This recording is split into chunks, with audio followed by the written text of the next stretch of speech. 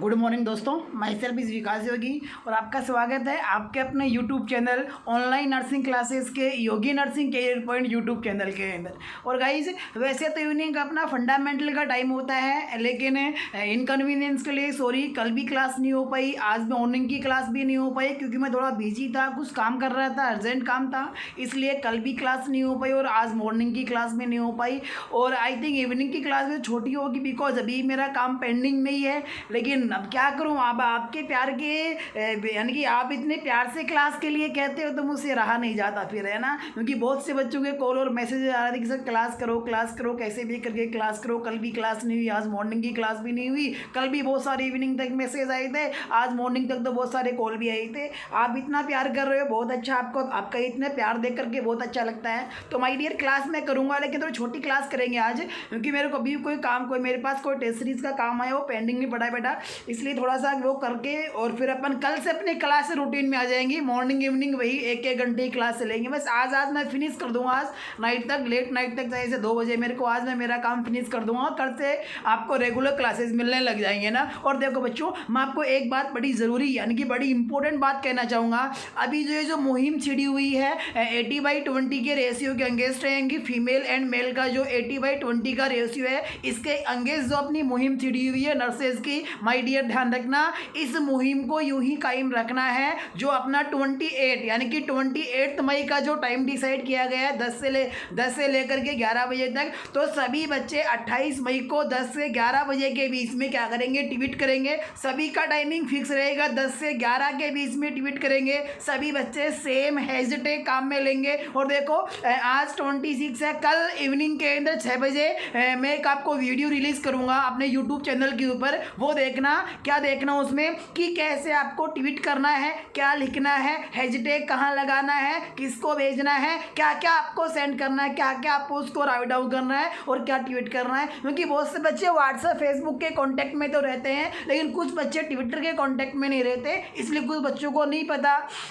Otherwise आप करोगे लेकिन सही ढंग से नहीं करोगे तो रिजल्ट उसका अच्छा नहीं पहुंच पाएगा। जहां तक बात अपनी पहुंचनी चाहिए वहां तक बात अपनी नहीं पहुंच पाएगी। तो मैं कल 5 से 6 बजे के बीच में एक वीडियो रिलीज़ करूंगा, या फिर अगर टाइम रहा तो गाइज मैं आपके साथ में लाइव स्ट्रीम के अंदर ही आऊँगा, जिससे कि मैं आपको बताऊँगा कि साहब कैसे 28 मई को 10 से 11 बजे के बीच में आपको ट्वीट करना है, क्या लिखना है 80/20 के रेशियो के अंगेंस्ट, ताकि जो भी सीनियर पर्सन है, जो भी पॉलिटिशियंस हैं, जो भी कहने का मतलब अपने जो पीएम साहब हैं, मोदी साहब हैं, उनके पास में अपनी बात पहुंच सके बच्चों, है ना, ताकि इस 80/20 के रेशियो को हटाया जा सके। और जो पहले वाले रूल्स थे अपने स्टाफ नर्स की वैकेंसीज के अंदर, वापस से इन रूल्स को लागू किया जाए। और ध्यान रखना ये बात, जो गर्ल्स हैं, जो फीमेल्स हैं, वो ये नहीं देखना कि हमारे साथ में गलत हो रहा है कि 80/20 के रेशियो को आप हटा रहे हो तो इसका मतलब हमारे साथ गलत हो रहा है। ध्यान रखना, जो फीमेल्स है, जो फीमेल कैंडिडेट्स हैं, माय डियर आपको नुकसान नहीं है। देखना अगर 80/20 रेशियो रहेगा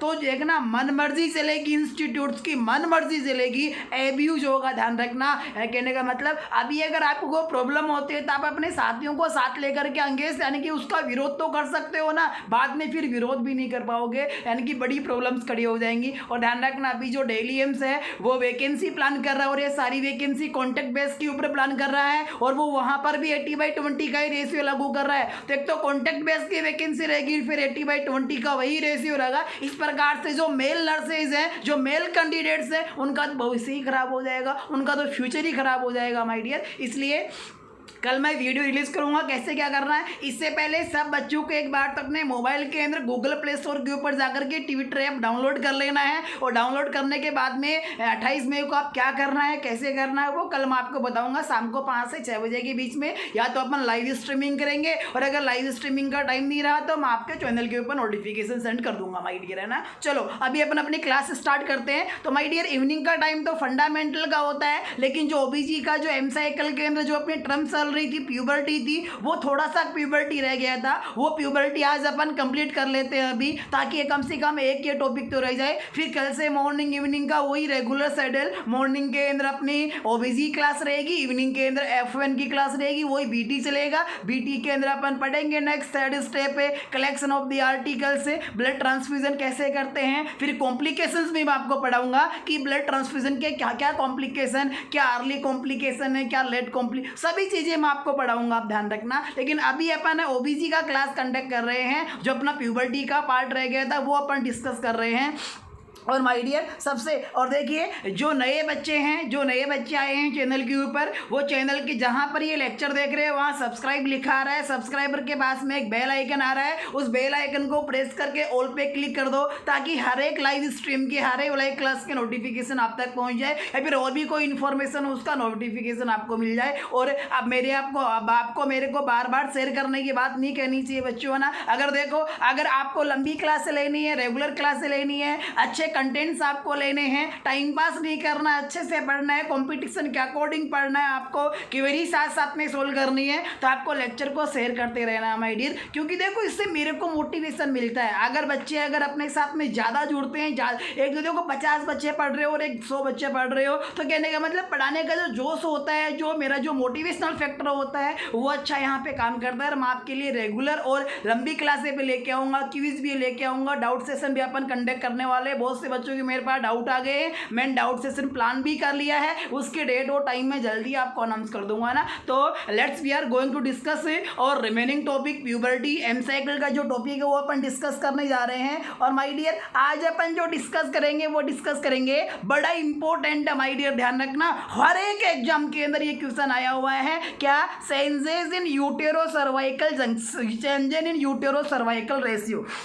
सबसे पहले तो आपको ध्यान में समझना है कि यूटेरो सर्वाइकल रेशियो, देखो माय डियर, बर्थ से लेकर के फिर प्यूबर्टी एज में, फिर रिप्रोडक्टिव एज में, और फिर मीनोपोज में। कहने का मतलब आप ये कह सकते हो कि बर्थ से लेकर के मीनोपोज तक जो यूट्रस है और जो सर्विक्स होता है, यूट्रस की जो बॉडी होती है, उस यूट्रस की बॉडी और सर्विक्स के बीच का जो रेशियो होता है, ये बर्थ से लेकर के और मीनोपोज तक कंटिन्यूस क्या होता रहता है, चेंजेज होता रहता है। और माय डियर इस यूटेरो सर्वाइकल रेशियो के चेंजेस से हर एग्जाम में, हर इंस्टीट्यूट के अंदर क्वेश्चन पुटअप हुआ है, बड़ा इंपॉर्टेंट है। बहुत से बच्चों के तो ये कंसेप्ट ही यहाँ से यूटेरो सर्वाइकल के रेशियो के गलत बनते हैं, गलत पढ़ रखा है, या फिर मिसकंसेप्शन है उसके माइंड के अंदर, आज उनको आप दूर कर लो। प्रीवियस क्लास के अंदर यूटेरो सर्वाइकल रेशियो के मैंने आपको 2 क्वेश्चन भी दिए थे, जिन क्वेश्चंस को आपने, आई होप आपने सोल्व किया होगा।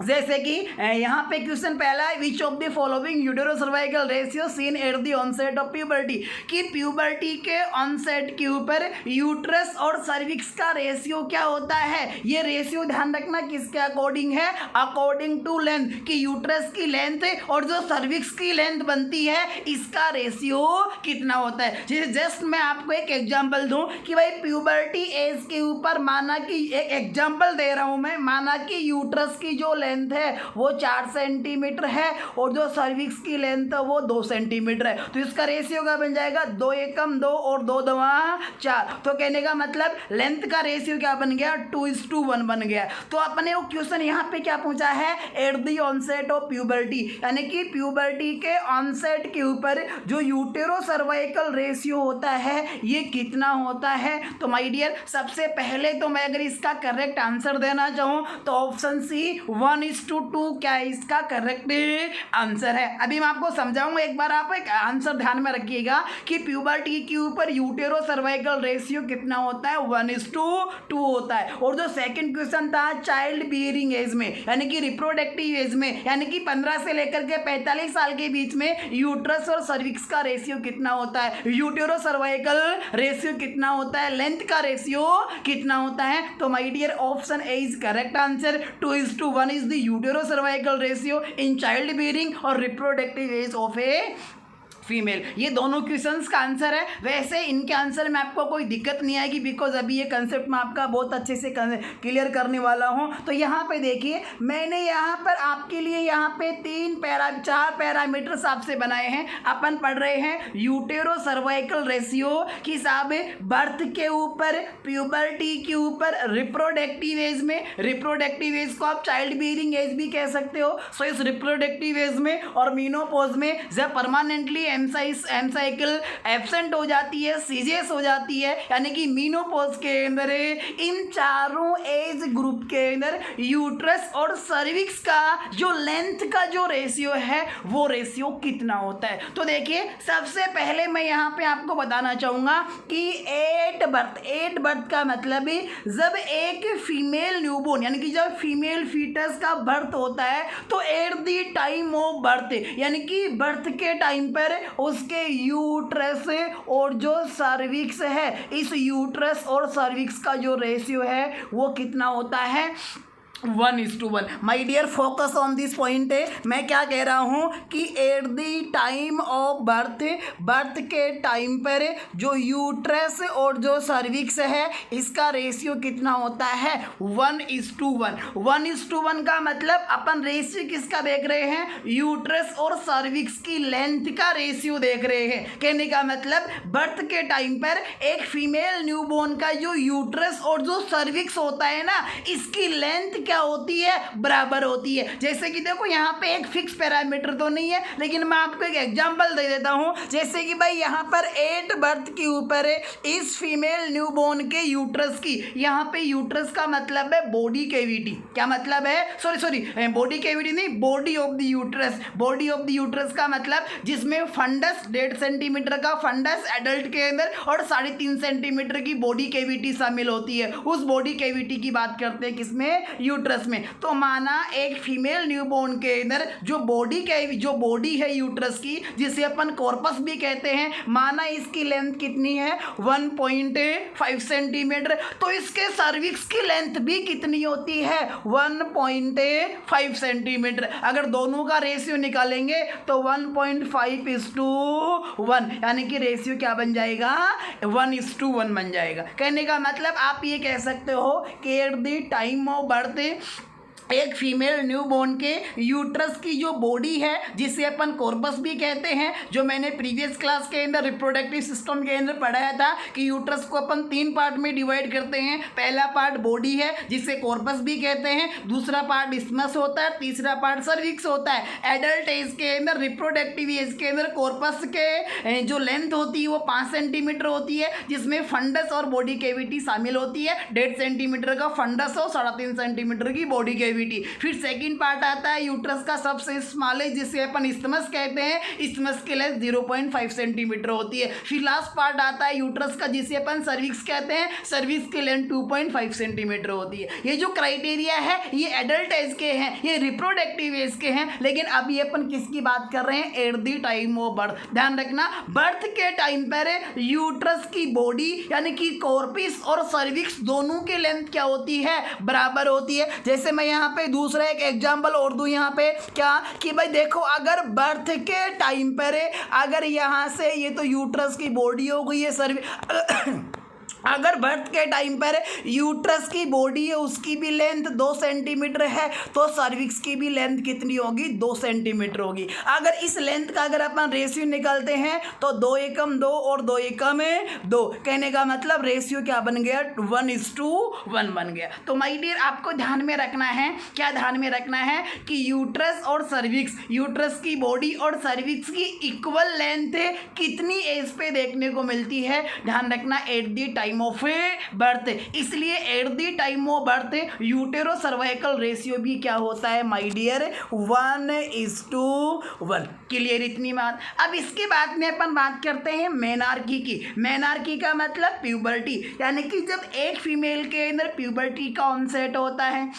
फिर eight the time of puberty, तो प्यूबर्टी के टाइम पर ये यूटेरो सर्वाइकल रेशियो कितना होता है। तो माय डियर इस बात पे आप फोकस करना कि प्यूबर्टी के टाइम पर at the onset of puberty utero cervical ratio होता है 1:2। क्या होता है 1:2।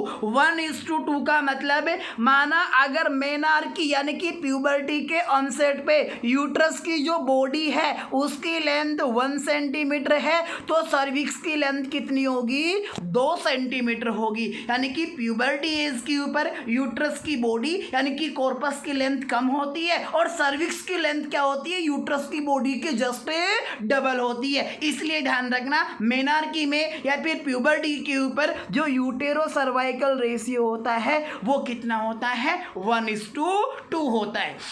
फिर इसके बाद में मैं नेक्स्ट यहाँ से बात करना चाहूँगा प्यूबर्टी के बाद में इन रिप्रोडक्टिव एज कि सब रिप्रोडक्टिव एज यानी कि जिसे आप चाइल्ड बीयरिंग एज भी कहते हो। चाइल्ड बीयरिंग एज का मतलब वो एज जिसके अंदर एक वुमेन के अंदर ऑफ स्प्रिंग यानी कि बच्चे पैदा करने की एबिलिटी होती है, फर्टिलाइजेशन की एबिलिटी होती है, प्रेगनेंसी कंसीव करने की एबिलिटी होती है। इसको अपन रिप्रोडक्टिव एज या फिर से चाइल्ड बीयरिंग एज कहते हैं। ये रिप्रोडक्टिव एज 15 से लेकर के 45 साल तक की कंसिडर की जाती है, जो कि 30 साल हो गए। 15 से लेकर के 45 साल का गैप कितना हो गया, ड्यूरेशन कितना हो गया, 30 साल हो गए। तो माय डियर इस रिप्रोडक्टिव एज के अंदर जो यूटेरो सर्वाइकल रेशियो होता है माय डियर ये होता है 2:1। Hey guys focus on this point है कब है यानी कि इन रिप्रोडक्टिव एज और also in child bearing age utero cervical ratio is 2:1। अब यहाँ पे 2:1 का मतलब समझिएगा। पहले क्या कहा, यूटेरो कहने का मतलब रिप्रोडक्टिव एज के अंदर यूट्रस की जो बॉडी होती है जिसे अपन कॉर्पस भी कहते हैं, इस कॉर्पस की लेंथ डबल होती है। किससे डबल होती है माय डियर, सर्विक्स से डबल होती है। इसलिए रिप्रोडक्टिव एज में 15 से 45 साल के एज में जिसे आप चाइल्ड बीयरिंग एज भी कहते हो, इस एज में जो यानी कि जो रेशियो होता है यूट्रस और सर्विक्स की लेंथ का वो रेशियो कितना होता है, 2:1 होता है। अब देखिए इसको आप बड़े अच्छे से समझ सकते हो। अगर आपने प्रीवियस लेक्चर लिया है यूट्रस वाला, गायनेकोलॉजी वाला, फीमेल रिप्रोडक्टिव सिस्टम की एनाटॉमी का अगर आपने लेक्चर लिया है तो आपको बहुत अच्छे से क्लीनली ये चीज़ समझ में आ जाएगी। अपन एक बार यहाँ से ध्यान रखो कि रिप्रोडक्टिव एज में यूटेरो सर्वाइकल रेशियो कितना है, 2:1 है। इसका मतलब यूट्रस की लेंथ डबल है, किसकी लेंथ से, सर्विक्स की लेंथ से। कैसे डबल है माय डियर, क्योंकि अपन ने क्या कहा कि साहब जो यूट्रस होता है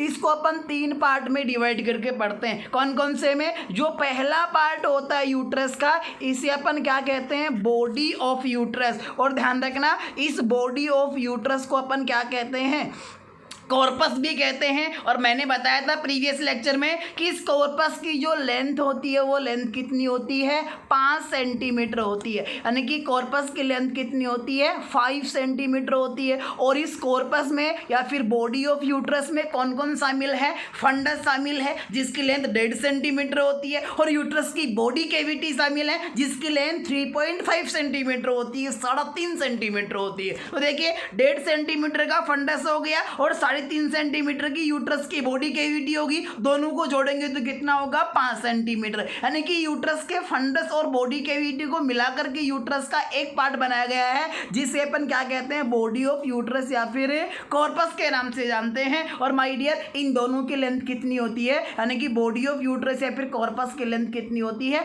5 सेंटीमीटर होती है। तो यहाँ पर रिप्रोडक्टिव एज के अंदर जो यूट्रस की जो बॉडी होती है उसकी तो लेंथ कितनी है, यहाँ पे 5 सेंटीमीटर है। और जो सर्विक्स होता है इस सर्विक्स की लेंथ कितनी होती है आपको भली भांति पता है रिप्रोडक्टिव एज में। यानी कि रिप्रोडक्टिव एज में जो सर्विक्स होता है इसकी लेंथ कितनी होती है, 2.5 सेंटीमीटर। यानी कि 2.5 सेंटीमीटर क्या होती है, यूट्रस के सर्विक्स की लेंथ होती है। अब देखिए यूट्रस की बॉडी की लेंथ 5 सेंटीमीटर होगी और सर्विक्स की लेंथ 2.5 सेंटीमीटर होगी। अगर अपन रेशियो निकाले, इस लेंथ का अगर अपन रेशियो निकाले तो देखो अगर अपन 2.5 को अगर 1 से डिवाइड करें, अगर 2.5 को अपन 2.5 से 2.5 को अगर 2.5 से अगर अपन डिवाइड करते हैं तो कितना आएगा, 1 आएगा। यानी कि 2.5 को अगर 2.5 से डिवाइड करते हैं तो कितना आया, 1 आया। और अगर अपन इस 5 को अगर 2.5 से डिवाइड करते हैं तो कितना आएगा, 2 आएगा। यानी कि अगर 5 में अगर 2.5 का भाग देंगे तो कितनी बार जाएगा, 2 बार जाएगा। तो इस प्रकार से ये जो लेंथ है इस लेंथ का रेशियो क्या बन गया माय डियर, 2:1। क्या बन गया, 2:1 क्या बन गया, रेशियो बन गया। इसलिए ध्यान रखना रिप्रोडक्टिव एज के अंदर यूट्रस की बॉडी की लेंथ ज़्यादा होती है, किससे, सर्विक्स से। कितनी ज़्यादा होती है, जस्ट डबल होती है यूट्रस की बॉडी की लेंथ, किससे, सर्विक्स से। सो ये तो रेशियो है रिप्रोडक्टिव एज के अंदर, रेशियो है किसका रेशियो है, utero cervical ratio. Reproductive age में कितना रेशियो होता है, 2:1। फिर इसके बाद में अपन बात करेंगे मीनोपोज में। तो ध्यान रखना, आपको पता है मीनोपोज के अंदर यानी कि ओल्ड एज के अंदर अपनी बॉडी की हर सेल के अंदर एट्रोफी होती है, डिजनरेशन होता है, जिससे सेल के फंक्शन भी कम होते हैं और सेल की साइज भी कम होती है, जिसकी वजह से यूट्रस की लेंथ क्या होती है, कम होती है। बॉडी की भी लेंथ कम होती है और सर्विक्स की भी लेंथ कम होती है। तो डियर मीनोपोज के अंदर अगेन जो यूटेरो सर्वाइकल रेशियो है वो क्या हो जाएगा, फॉल हो जाएगा। मीनोपोज में अगेन कितना हो जाएगा, जितना बर्थ पे होता है, यानी कितना हो जाएगा, 1:1। अब देखिए मीनो यानी कि लास्ट में भी 1:1 और शुरू के अंदर भी 1:1, लेकिन मेनार्की पे कितना, 1:2। कितना, 1:2। तो देखो इसकी एक सिंपल सी ट्रिक है।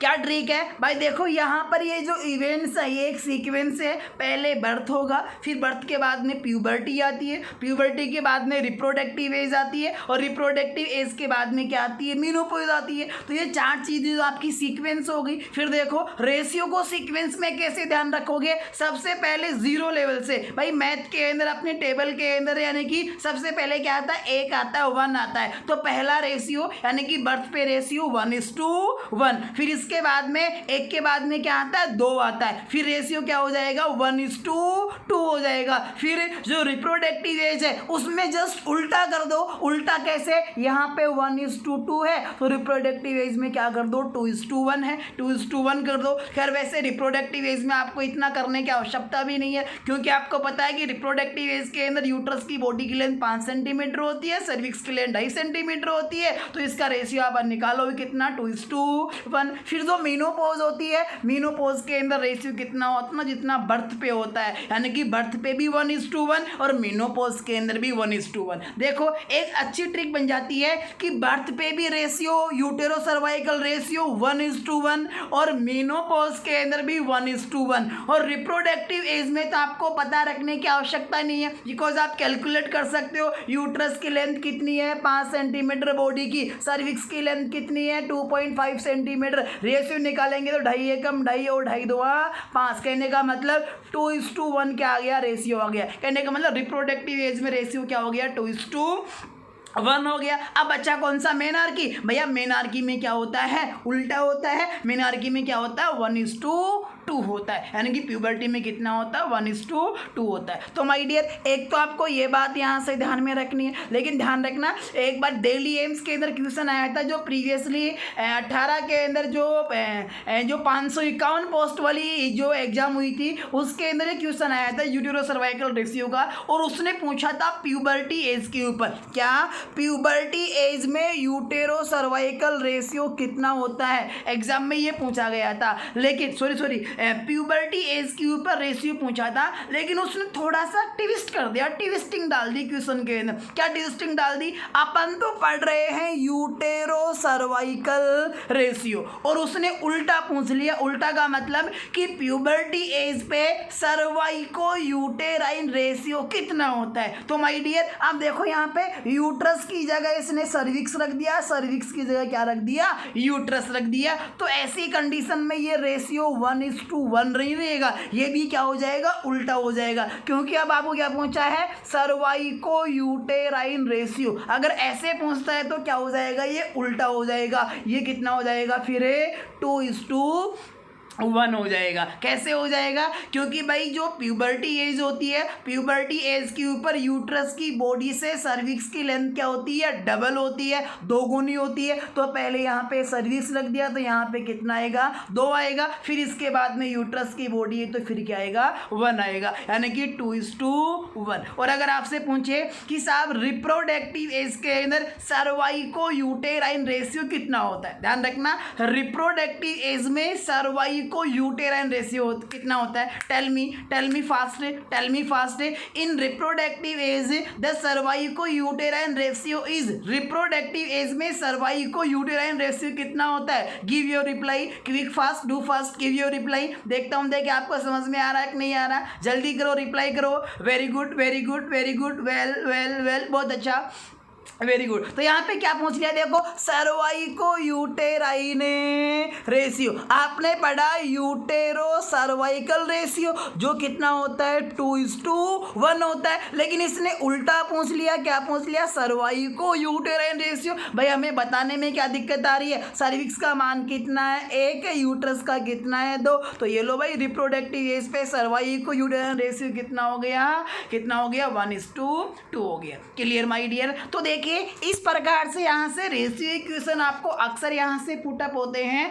8 बर्थ पे जो यूटेरो सर्वाइकल रेशियो वो कितना होता है 1:1 होता है, और मीनोपॉज के अंदर भी कितना होता है 1:1 ही, यानी कि बर्थ और मीनोपॉज पे यूटेरो सर्वाइकल रेशियो क्या होता है इक्वल होता है। फिर इसके बाद में रिप्रोडक्टिव एज की बात करें, भाई रिप्रोडक्टिव एज में यूटेरो सर्वाइकल रेशियो कितना होता है 2:1 होता है, लेकिन जो प्यूबर्टी एज है जो मेनार्की है उस टाइम पर कितना होता है उल्टा होता है। रिप्रोडक्टिव में 2:1 है तो मेनार्की के अंदर यूटेरो सर्वाइकल रेशियो कितना होगा 1:2। लेकिन माय डियर ये यूटेरो सर्वाइकल का ही नहीं है, कहीं पर भी जब आप इस प्रकार के रेशियो का क्वेश्चन अगर सोल्व करो तो देख लेना पहले क्या पूछा गया है। अगर माना कि आपसे पूछा है utero cervical ratio in menarche puberty age में, तो आपका आंसर जाएगा 1:2। अगर आपको उल्टा पूछ ले सर्वाइको यूटेराइन रेशियो तो फिर आपका आंसर 1:2 नहीं जाएगा, फिर आपका आंसर जाएगा 2:1। यानी कि जब डिजिट्स यानी कि जब वैल्यू अगर पूछने वाला अगर उल्टा हो रहा तो फिर डिजिट्स भी क्या हो जाएंगे अपोजिटिव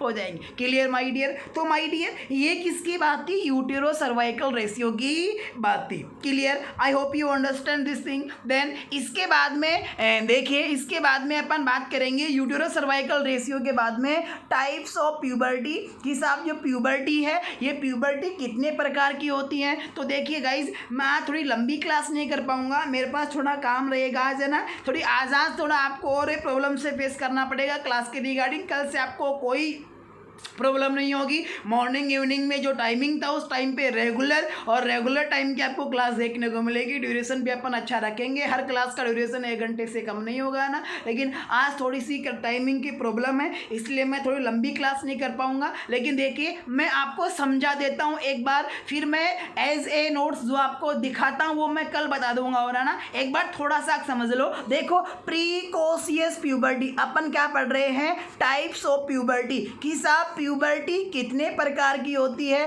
तो माय डियर ध्यान रखना कि प्यूबर्टी 2 प्रकार की होती है, ध्यान रखना कौन कौन सी, एक तो प्रीकोशियस प्यूबर्टी और डिलेड प्यूबर्टी। ध्यान रखना ये प्यूबर्टी के एक प्रकार से टाइप तो हैं, लेकिन एक प्रकार से ये नॉर्मल टाइप नहीं है, ये एबनॉर्मल टाइप है। यानी कि you can say precocious puberty is a problem of the puberty and you can say also delayed या फिर late puberty also a problem of puberty. यानी कि प्रीकोशियस और डिलेड प्यूबर्टी दोनों ही प्यूबर्टी की क्या है एबनॉर्मल कंडीशन है, डिजीज कंडीशन है, प्यूबर्टी से रिलेटेड क्या है प्रॉब्लम है। अब देखो यहाँ पे क्या लगाया प्रीकोशियस, प्री का मतलब पहले का मतलब प्यूबर्टी के ऑनसेट का जो टाइम होता है 10 से 16 साल के बीच का, एवरेज 13 ईयर का होता है। तो प्री का मतलब पहले, यानी कि जो नॉर्मल ऑनसेट की एज होती है प्यूबर्टी की उससे पहले ही अगर प्यूबर्टी का क्या हो जाए ऑनसेट हो जाए तो इस प्रकार की प्यूबर्टी को अपन क्या कहेंगे प्रीकोशियस प्यूबर्टी, यानी कि early onset of puberty. Early onset का मतलब है एक वर्ड के अंदर कहना चाहो तो आप कि साहब before 10 year onset of the puberty is known as precocious puberty, क्योंकि नॉर्मल प्यूबर्टी के ऑनसेट का टाइम है 10 to 16 ईयर। तो अगर 10 साल से पहले अगर प्यूबर्टी का ऑनसेट हो रहा है तो अपन इसे क्या कहेंगे प्रीकोशियस प्यूबर्टी। लेकिन ध्यान रखना यहाँ से एक बेटर क्राइटेरिया और बन जाता है। रफली सिंपली तो आप कह सकते हो या फिर कहते आए हो, आप लोग पढ़ते आए हो कि प्रीकोशियस प्यूबर्टी का मतलब before 10 year onset of the puberty is known as precocious puberty. लेकिन यहाँ से एक अच्छा क्राइटेरिया और बन जाता है। अगर आपसे ऐसे पूछे कि कि साहब थैलार्की का डेवलपमेंट कितने साल से पहले हो तब हम प्रिकोसिस प्यूबर्टी कहेंगे। ए come on dear, focus on the my point. क्या कि साहब थैलार्की का डेवलपमेंट, थैलार्की का ऑनसेट कितने साल से पहले हो तब हम प्रिकोसियस प्यूबर्टी कहेंगे। तो ध्यान रखना, जब मैंने आपको प्यूबर्टी पढ़ाया था, प्यूबर्टी के साइन पढ़ाया था, 5 साइन पढ़ाया था। पहला थैलार्की, दूसरा एड्रीनर की, तीसरा प्यूबेर की, चौथा ग्रोथ या फिर इंक्रीजमेंट इन हाइट, और पांचवा क्या था, मेनार्की था। तो यहाँ पे थैलार्की कितने साल पे ऑनसेट होती है, 8 से 10 साल के ऊपर। एड्रीनर की 10 से 12 साल पे, प्यूबेर की 10 से 12 साल के ऊपर। ग्रोथ कितने में बढ़ती है, लगभग 12 से 13 साल के ऊपर। मेनार्की कब स्टैब्लिश होती है, 13 से 16 साल के बीच में। तो थैलार्की का डेवलपमेंट कितने साल से पहले हो तब हम प्रिकोसिस प्यूबर्टी कहेंगे। Give me reply. क्या भाई, देखो सिंपली रफली तो एक रफ है, एक प्रकार से रफ आंसर है कि व्हाट इज प्रिकोसिस प्यूबर्टी। तो यू कैन से रफली कि precocious puberty means early onset of the puberty before 10 year onset of the puberty is known as precocious puberty.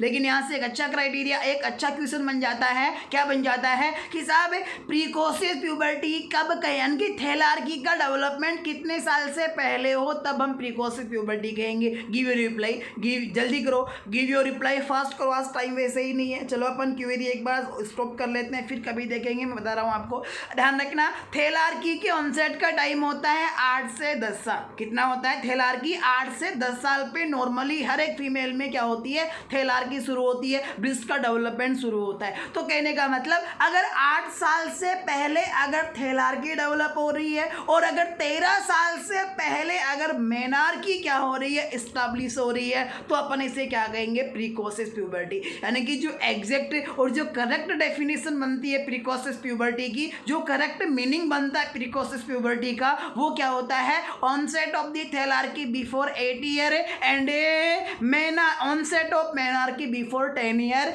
is known as या फिर is defined as precocious puberty। कि precocious puberty तब कहते हैं जब 8 साल से पहले थैलार्की का ऑनसेट हो जाए और 10 साल से पहले मेनार्की मेंसेस स्टैब्लिश हो जाए। तो माय डियर इसे क्या कहेंगे, प्रिकोसिस प्यूबर्टी के नाम से जानेंगे। तो देखो आपको यहाँ से 2 चीजें समझ में आई कि व्हाट इज प्रिकोसिस प्यूबर्टी। तो first thing you can say that कि precocious puberty is the one of the problem of puberty. कि साहब प्रिकोसिस प्यूबर्टी कोई नॉर्मल कंडीशन नहीं है, एबनॉर्मल है, प्यूबर्टी की एक प्रॉब्लम है प्रिकोसिस प्यूबर्टी। देन मीनिंग क्या होता है प्रिकोसिस प्यूबर्टी का, तो प्रिकोसिस प्यूबर्टी का मतलब है 8 साल से पहले अगर थैलार्की ऑनसेट हो जाए और 10 साल से पहले अगर मेनार्की ऑनसेट हो जाए तो अपन इसे क्या कहेंगे, प्रिकोसिस प्यूबर्टी कहेंगे। या फिर सिंपली आप कह सकते हो कि साहब onset of the puberty before 10 year of age of a female is known as precocious puberty. Clear my dear यहाँ से। देन अब इसके बाद में क्वेश्चन आता है कि which hormone is responsible for a precocious puberty, या फिर which hormone causes precocious puberty. कि प्रिकोसियस प्यूबर्टी कौन सा हार्मोन कॉज करता है। चलो मैंने अभी पढ़ाया नहीं, लेकिन इससे पहले इसका लॉजिक मैंने दे दिया प्रीवियस क्लास के अंदर। देखो नया कुछ नहीं पढ़ाऊंगा मैं आपको, केवल और केवल यहाँ से मैं आपको समझाऊंगा। जो कंसेप्ट थे वो प्रीवियस क्लास के अंदर वेल तरीके से मैं क्लियर कर चुका हूँ। और देखना जब आप प्रिकोसिस और डिलेड प्यूबर्टी पढ़ोगे तो हर चीज़ आपको पढ़ी हुई लिखेंगी, मैं तो बस उनको समराइज करवाऊंगा, केवल नई नई टर्म आपको वहाँ पे बताऊंगा। बल्कि कंसेप्ट तो आपके पहले ही बन चुके हैं, जैसे कि मैं यहाँ पे बताऊंगा। लेकिन इससे पहले मैं आपका आंसर जानना चाहूंगा कि which of the hormone causes precocious puberty. कौन सा हार्मोन प्रिकोसिस प्यूबर्टी कॉज करता है। Option A estrogen, option B progesterone, option D GnRH और ऑप्शन सी जीएनआरएच और option D FSH and LH. Which hormone is responsible for a precocious puberty, give your reply. क्या estrogen responsible है, क्या progesterone है, क्या GnRH है, या फिर एफएसएच एंड एलएच है। Give your reply. Hey guys come on everybody, give fast, do fast, write your reply in the live check section. ये बनाई इसीलिए लाइव चेक सेक्शन ताकि आप अपना रिप्लाई कर सको, आंसर डाल सको और अपने लेवल ऑफ नॉलेज को असेस कर सको। Well well well well well well well बहुत अच्छा, जल्दी करो और जल्दी करो, क्विक फास्ट, वेल बहुत अच्छा। अब मेरा आंसर सुनो, करेक्ट आंसर सुनो भाई। प्रिकॉशियस प्यूबर्टी को कॉज करने वाला जो one of the important hormone है माय डियर, वो है estrogen. Focus on this point, क्या है? एस्ट्रोजन है। अब देखिए कुछ बच्चों का आंसर सही भी है, कुछ कंफ्यूजन में भी डाल रहे हैं आंसर, वो कंफ्यूजन दूर कर लो। देखो मैंने ये कंसेप्ट पहले ही बना दिया था, बस मैं यहाँ पे समराइज कर रहा हूँ, आपके सामने की बात है। बताओ, जब मैंने प्यूबर्टी के साइन पढ़ाए थे, 5 साइन पढ़ाए थे, उनमें से पहला साइन पढ़ाया मैंने थैलार्की। जब मैंने एज ए क्वेश्चन भी सोल्व कराया था और एक्सप्लेन भी किया था कि साहब थैलार्की के लिए रेस्पॉन्सिबल हार्मोन कौन सा होता है, तो मैंने क्या बताया था आपको? एस्ट्रोजन होता है। फिर नेक्स्ट है जो लास्ट साइन होता है प्यूबर्टी का, मेनार्की, कि साहब मेनार्की के ऑनसेट के लिए रेस्पॉन्सिबल हार्मोन कौन सा होता है, तो वो भी कौन सा था? एस्ट्रोजन था। अब कहने का मतलब थैलार्की और मेनार्की का ऑनसेट डिपेंड करता है किसके ऊपर है? एस्ट्रोजन के ऊपर, क्योंकि थैलार्की ब्रेस्ट का डेवलपमेंट और मेनार्की मेंसेस को स्टैब्लिश करने वाला जो प्राइमरी रेस्पॉन्सिबल हार्मोन है वो कौन सा है माय डियर? एस्ट्रोजन है। इसका मतलब प्रीकोशियस प्यूबर्टी, अब जल्दी ही प्यूबर्टी का ऑनसेट हो गया, जहां थैलार्की 8 से 10 साल के ऊपर होनी थी, यानी कि ब्रेस्ट का डेवलपमेंट 8 से 10 साल पे होने था, मेंसेस स्टैब्लिश 13 से 16 साल के बीच में होना था, लेकिन ज्यादा एस्ट्रोजन होने की वजह से higher concentration of the estrogen है, एस्ट्रोजन की हायर कंसंट्रेशन की वजह से थैलार्की का डेवलपमेंट 8 से 10 साल से पहले, यानी कि 8 साल से पहले 6 साल 5 साल 7 साल पे ही हो गया, जहां पर मेंसेस 13 से 16 साल में स्टैब्लिश होने चाहिए थे। लेकिन आपको पता है कि मेंसेस के स्टैब्लिश के लिए, मेनार्की के लिए एस्ट्रोजन हार्मोन रिस्पॉन्सिबल है, और अब यहाँ पे एस्ट्रोजन की हायर कंसंट्रेशन है, तो 13 साल का वेट नहीं करेगा।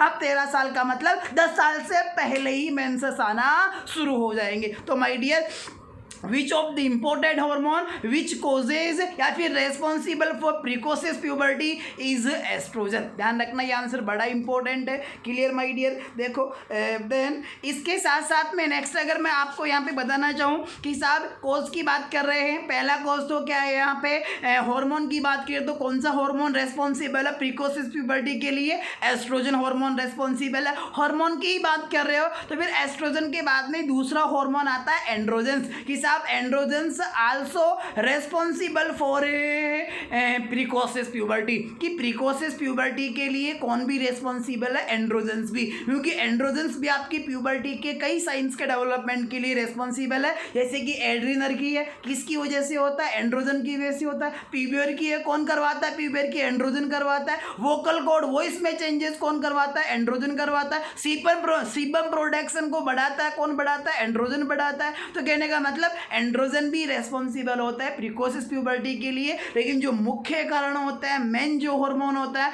वो होता है एस्ट्रोजन। किसके लिए? प्रीकोशियस प्यूबर्टी के ऑनसेट के लिए। Clear my dear?